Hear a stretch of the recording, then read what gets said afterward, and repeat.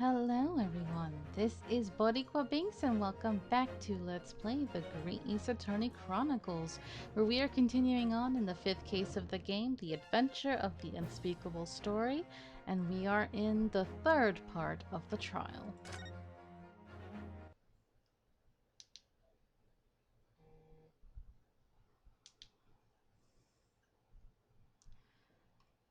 We should have a report within half an hour.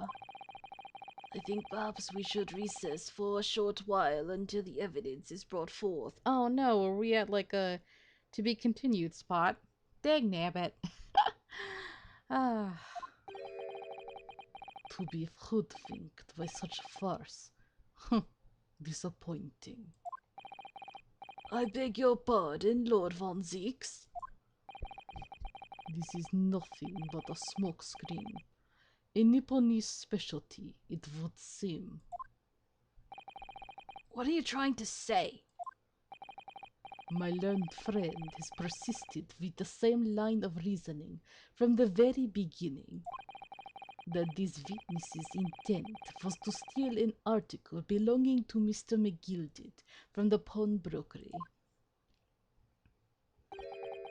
Yet common sense tells us that none of the articles have value enough to be worth stealing in the first place.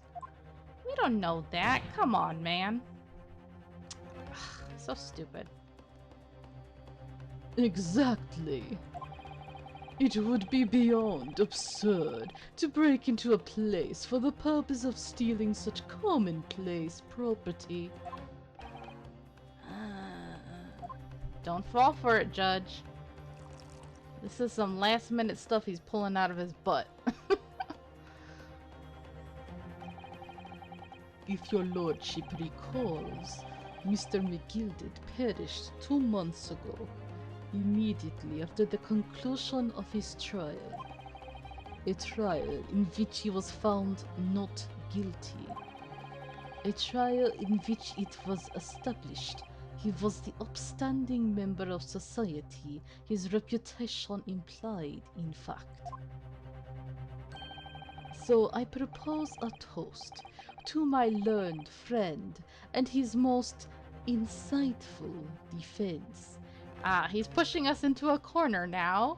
Like, yay, you got this guy declared not guilty, so, clearly he was not a shady man at all. That's pretty much what he's saying, right? He's putting the blame on our shoulders. Oh boy. That sucks. It's like when you defend someone, how are you supposed to know? I mean, you shouldn't be held responsible like if the person was guilty or not. You're just doing your job defending someone. You know what I mean? It's just stupid.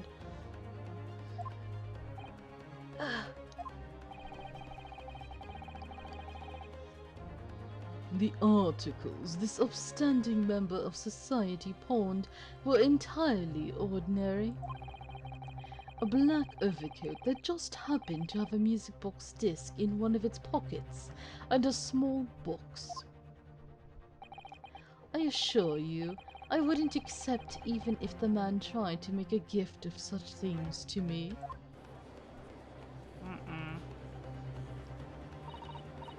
You know, that does make rather a lot of sense. It's not as if it was gold or jewels, is it? Though goodness knows Mr. McGilded, I don't know. But you can't deposit cash at a pawnbrokery. They were talking too fast. The prosecution's argument is undeniably compelling. It is incumbent on the defense now to bolster its argument. Well, he just had to break another chalice. To explain what possible significance these commonplace articles pawned by this fine citizen could have.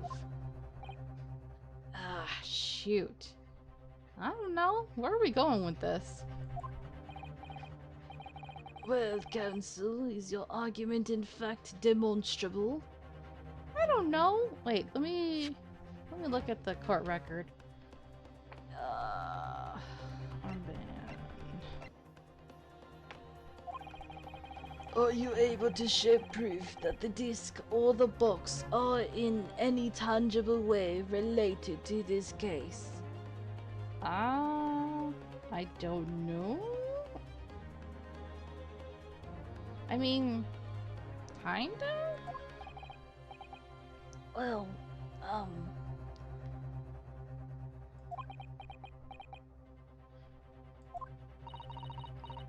What's the matter, Runo?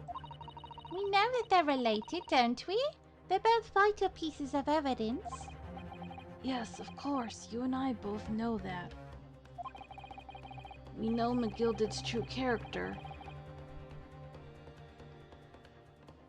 And we know the disc is significant, even if we don't know why. But if we explain all that to the court at this point, we'll have to acknowledge that McGilded's acquittal 2 months ago was a mistake. Yeah. I kind of felt this was coming. That the defense's argument was flawed, based on false information. Which is gonna shoot down his credibility. Yeah. Oof. Oh no! And that would mean admitting that Gina committed perjury. Which is a lesser charge, but it still sucks.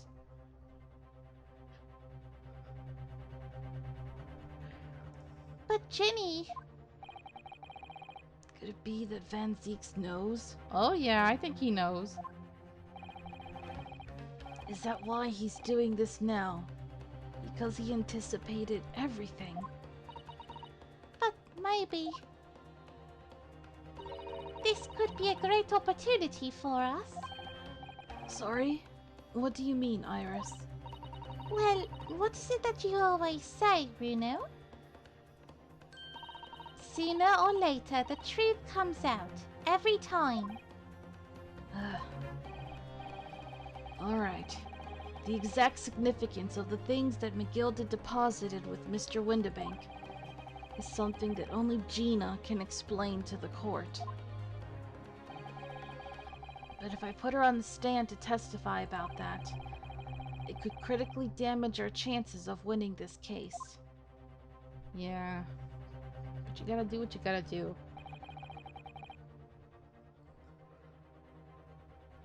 What's the right thing to do here?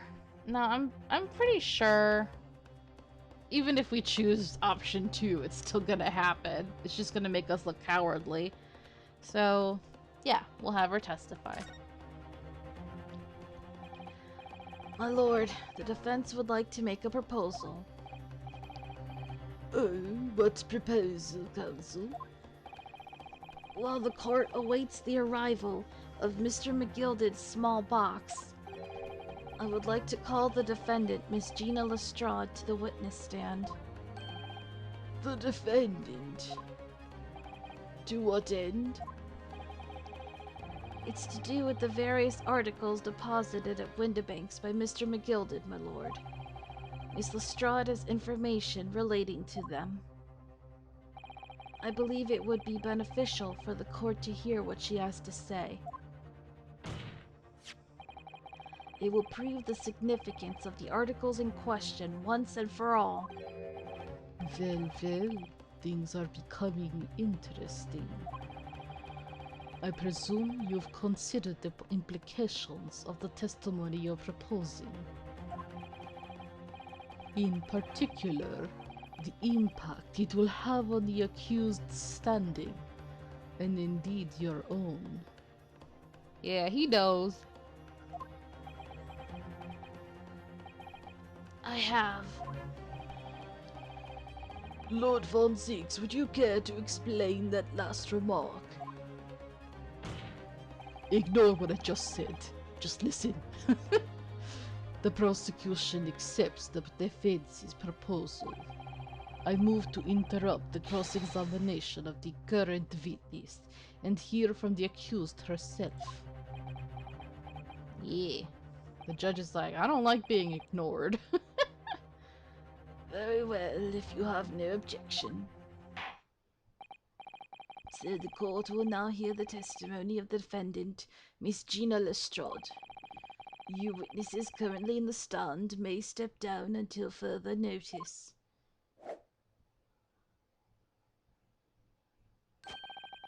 you doing? You don't even have a hat on, you fool. Then I shall bid you good day. Wait. You, sir, shall remain in the stand while Mr. Stroud testifies. As you wish. All right then, Gina. It's time. I know this will be hard, but please, put your faith in me here. Good luck, Bruno. Oof, this is gonna get a bit uncomfortable, ain't it?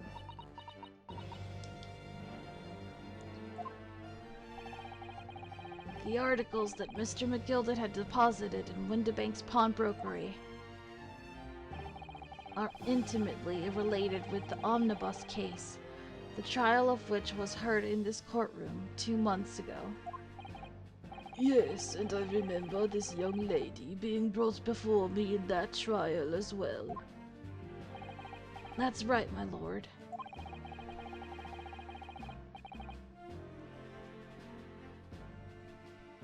Her testimony helped to establish the innocence of the defendant, Mr. McGilded.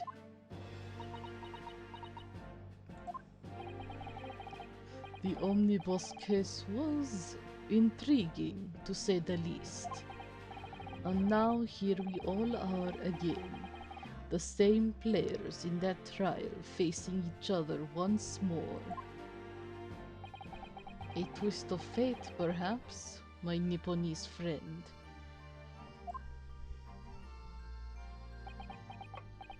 Yeah, deep breaths, because you know this is going to be uncomfortable. Allow me to recap the events of 2 months ago. An old brickmaker was stabbed to death in an omnibus running along London's winter streets. Apart from the victim, there was only one other person in the carriage, Mr. McGilded.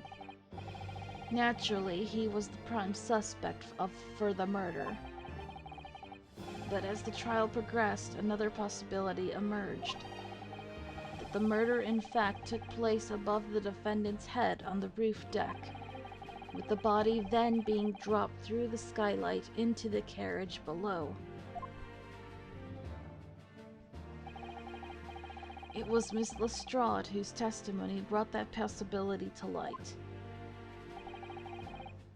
At the time of the incident, Miss Lestrade was concealed under a seat in the carriage, hoping to pick the pockets of unsuspecting passengers.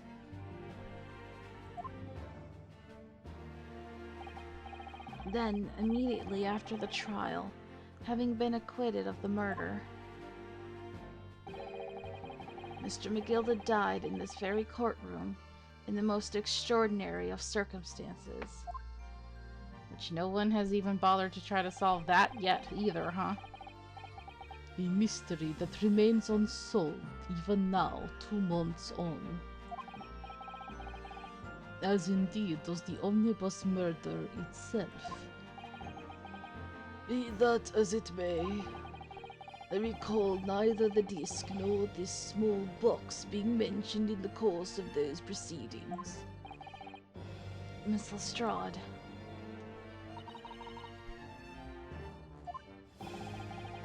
Would you tell the court now, please? What really happened in the omnibus 2 months ago, I mean. I don't know what you mean. Oh, come on, Gina. Don't do this. I already said all of what I know. And what about everything you told us yesterday from inside your prison cell? Please, Miss Lestrade. This is extremely important.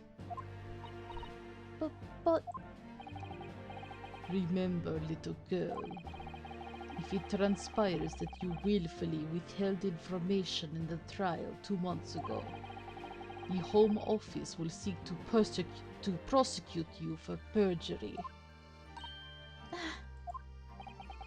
And naturally, you will lose all credibility as a witness. Although, let's face facts, You have little credibility to lose. Wow. Ginny, don't listen to him. Please, you have to trust Runo now. Iris, we're on your side.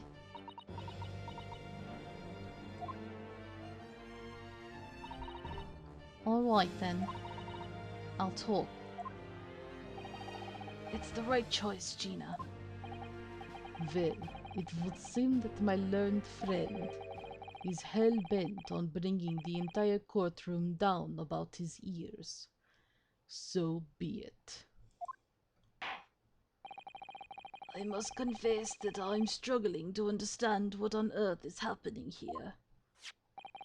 However, it would appear that Mr. McGilded's pawned articles and that extraordinary case of the omnibus harbor secrets of which we have been hitherto unaware. So, Miss Lestrade, you will now give your testimony before the court about the events of 2 months ago. You will reveal the truth, a commodity sorely lacking in your original statements. This is it then. Everything's going to come out. Like Van Zeek said, this could bring the whole courtroom down about my ears. But as a lawyer, I'm prepared to take that risk. Here we go. The real truth of the omnibus case. Truth is, that brickmaker cove was in the cabin of the omnibus the whole time. When the Irishman dragged me out from under the seat, I saw that disc on the floor. All of a sudden, I heard a scream from over my head, and that pair on the roof deck went off to call the slops. That's when McGilded slipped the driver some tin to do a run to the pawn shop roundabout. He threatened me not to snitch, not to say nothing to no one about what I'd seen or heard.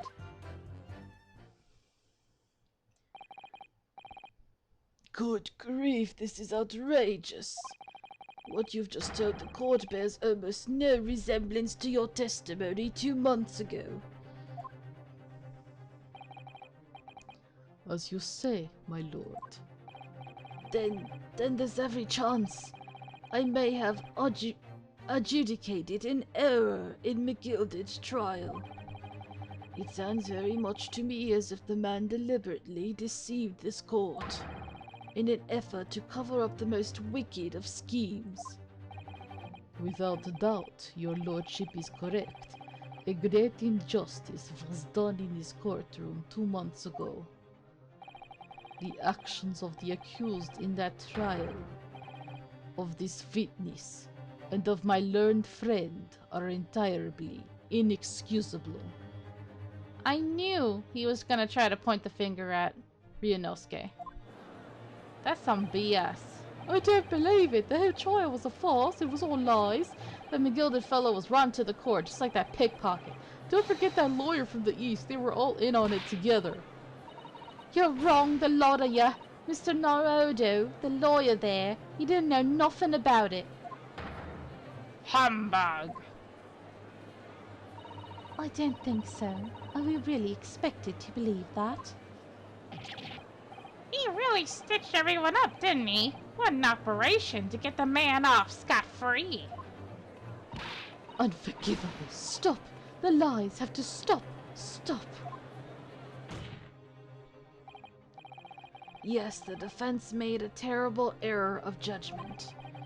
I intend to take full responsibility and suffer whatever consequences are deemed appropriate. However, it's imperative that the court allows the witness to elaborate on her testimony, because the true significance of McGilded's pawned articles must be brought to light.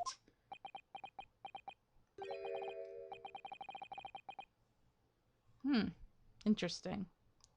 He added a word there. I feel like I kind of hope he kind of backs him up a little just so that we can get to the bottom of things without them just outright not wanting to hear anything Gina or Ryunosuke has to say, you know? Like, you might not like us, but come on, man. Let's get the truth out there. Very well, my learned student friend. Given the depths of calamity you have just plunged yourself into, this may well be worth hearing. Words fail me. The situation is utterly deplorable. Mr. Naruhodo. Yes, my lord. I will decide upon your fate following the conclusion of this trial. Maybe they'll ban him from England. They'll say, go back to your home country, which honestly, I think is for the best if he does that anyway. But there's a second game, so I don't know. Like, does it not happen here? I know nothing. I know nothing, so. Huh. Of course, my lord. Blimey, Mr. Naruhodo. Now, counsel, proceed with the cross-examination. Yikes.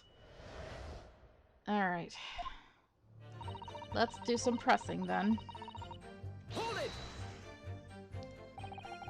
And you were hiding in the cabin at the time as well, weren't you, Miss Lestrade? If I remember rightly, in the storage compartment underneath one of the seats? Yeah, that's right. It's pitch black under there, so you can't see nothing at all. Now, in your testimony 2 months ago, I feel certain that you claimed Mr. McGilded was the sole passenger, did you not? False testimony, my lord. That's what he told me I had to say.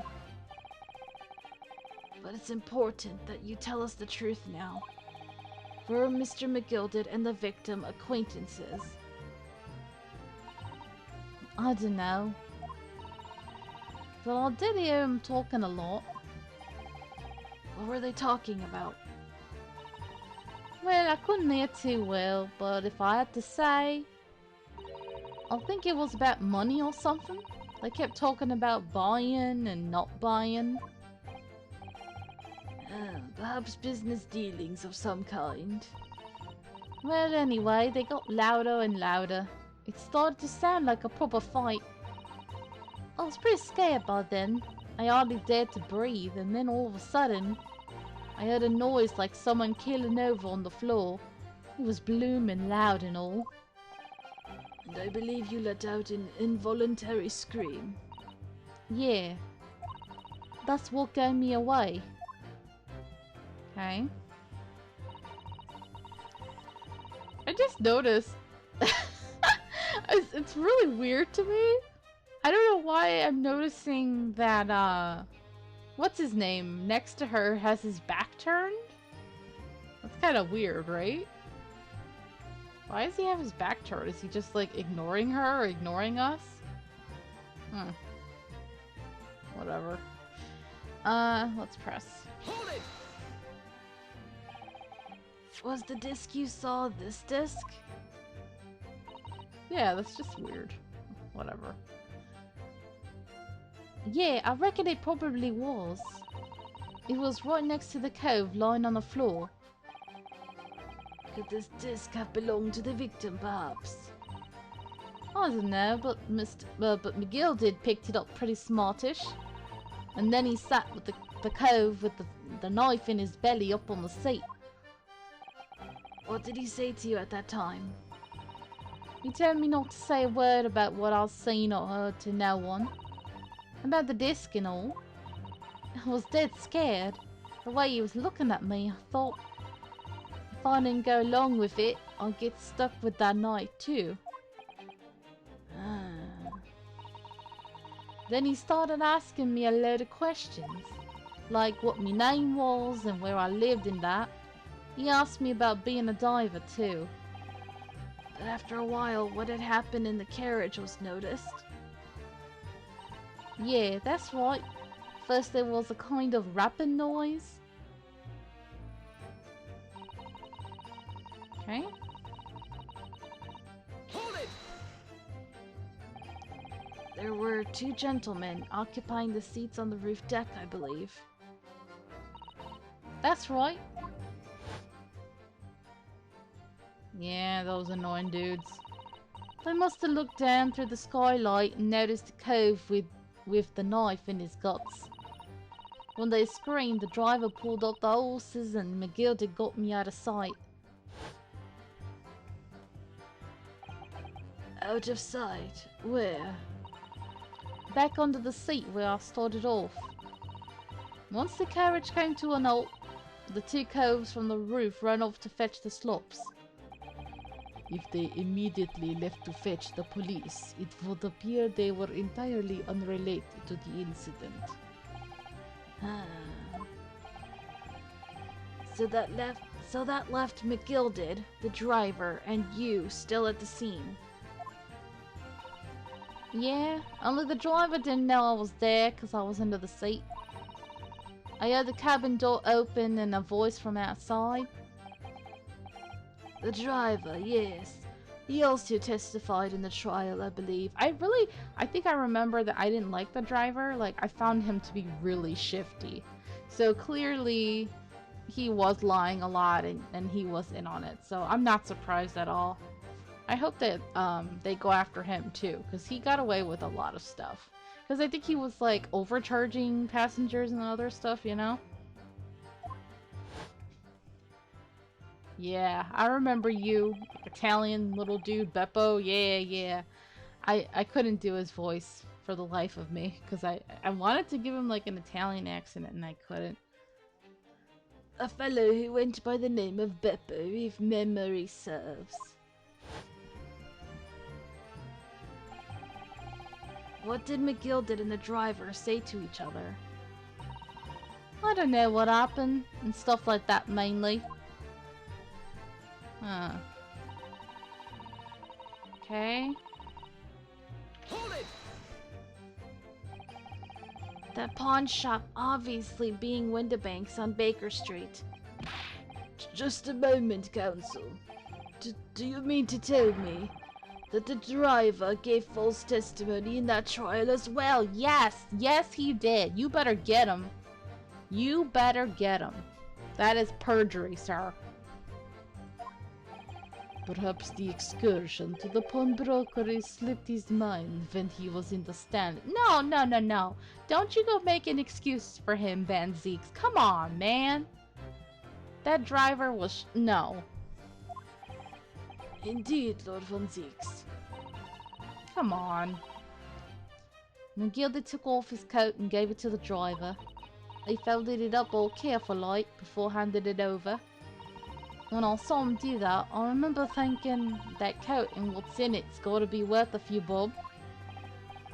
Yes, Gina was sure the disc must be worth more than Mr. Windibank was suggesting, wasn't she? I remember her quibbling with him over the price that afternoon at the pawnbrokery. The driver looked pretty happy when McGill did flash some brass in his face. He went running off at a lick. Then the bog trotter called to me and told me to come out from the drag's cabin. Okay. Hold it! Threatened you how exactly? Told me I'd only be able to scarp her if I did exactly what he said. Which included giving false testimony in court 2 months ago. Yeah, that's it. And there was one other thing he said. Which was... He told me I'd have to hang on to the ticket from the pawn shop and make sure not to lose it. The ticket? Well, I never. Said that if he didn't show up to get the ticket off me before 2 months passed, I had to go to the pawn shop and pay the money to keep it in lug, to stop it being forfeited. He left me with some brass to pay for it. But really? Why on earth would Mr. McGilded have done such a thing? Depositing his overcoat with a pawnbroker before the arrival of the police, it makes no sense at all. Are we able to tell him about the blood? There would seem to be only one logical explanation, my lord. What McGilded had the driver deposit at Windibanks was something he didn't want the police to see. Something very important that he needed to hide at all costs. Anyway, after that, he let me go. So I legged it before the culprit showed up. Wow. Well done, Gina. Can't have been easy to tell the truth like that. Ginny's really put her faith in you, Runo. Yes, and to thank her, she'll have to face a charge of perjury once this trial's over. Well, she did it, so gotta pay the piper. So I need to use the time we have now to get as much information out of her as possible. It's time to really go for it. Press her on every statement. I suppose I should. Hey, I already did. Oh, and another thing. What's that? Oh! What the? Wait, Inspector Lestrade was there? I didn't know he was up there. Excuse me, wait a minute. How the hell was this going on this whole time and nobody is even noticing or calling out to them? What? That looks shady. Oh my god. You guys, didn't I say before that I found Inspector, did I say Lestrade? It's Gregson. I keep saying Lestrade. Gina's Lestrade. But Inspector Gregson is, like, really shady. I can't believe he's gonna be, like, making some kind of deal with this guy? I don't like it, y'all. I don't like it at all. I can't believe it. So that explains why he had his back turned to us, but I can't believe this. How is it that nobody's saying anything? Van Zeeks? The judge? Come on, man. Take a look at those two.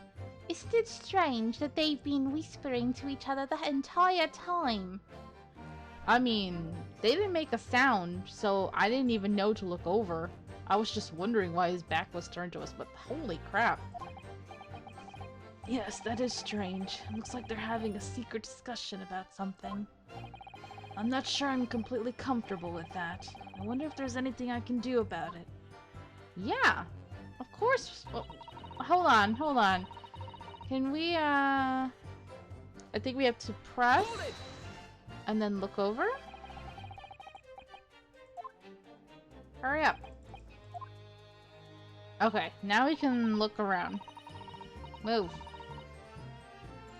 Yeah, let's stop this right now. What the hell? Excuse me.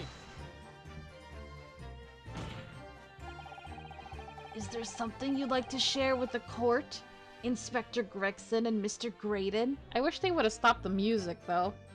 It's kind of ruining the moment.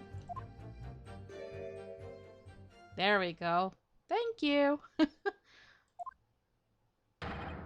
Inspector! Mr. Graydon! Oh, blimey, you trying to give me a heart attack? I don't know. I don't trust you.